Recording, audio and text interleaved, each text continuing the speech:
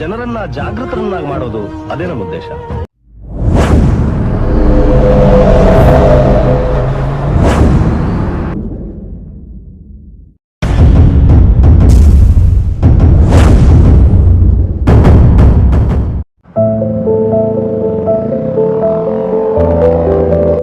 Low ಅಲ್ಲೇ ಇರೋ, ನಾನೇ ಬಂದೆ, ನಿಲ್ಲು.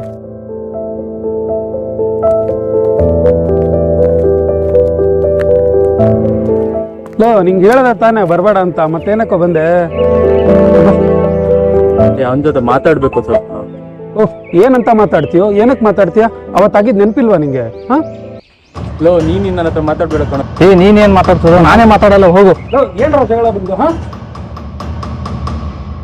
ಅವತ್ತಾಗಿದ್ ಬೇರೆ ಕಣೋ, ಆದ್ರೆ ಇವತ್ತು ನಾನು ಮಾತಾಡ್ಲೇಬೇಕು.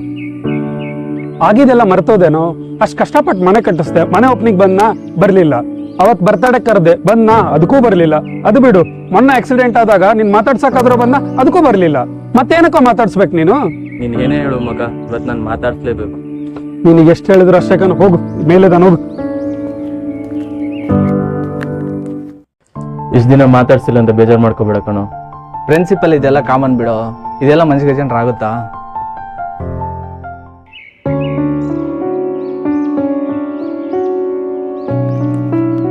ನಿನ್ಗೆ ಎಷ್ಟು ಹೇಳಿದ್ರು ಅಷ್ಟೇ ಕಣ. ಹಂಗಲ್ಲ ಶಂಭು, ಬಾ ಹೇಳ್ತೀನಿ ಬಾ. ಹಂಗಲ್ಲ ಶಂಭು, ನೀನ್ ಅವಾಗ ಏನೆಂದು ಹೇಳು, ಅವ್ನು ನನ್ನ ಆಕ್ಸಿಡೆಂಟ್ ಆಗಿದ್ರು ಬಂದು ನೋಡಿರ ಅಂತ ಹೇಳ್ದಲ್ಲ, ಆ ಆಕ್ಸಿಡೆಂಟ್ ಇಂದ ನಾನು ಉಳ್ಕೊಳಕ್ ಕಾರಣನೇ ಅವನು ಕಣೋ. ಏನ್ ಹೇಳ್ತಿದ್ಯಾ ಕಣ ನೀನು? ಹೌದು ಕಣೋ. ಸರಿ, ನೀನ್ ನನ್ನ ಬರ್ತಡೆಗೆ ಏನ್ ಗಿಫ್ಟ್ ಕೊಟ್ಟೆ ಹೇಳು? ನಾನು ವಾಚ್ ಕೊಟ್ಟೆ. ಆದ್ರೆ ಅವನೇನ್ ಕೊಟ್ಟ ಗೊತ್ತಾ? ಏನ್ ಕೊಟ್ಟ?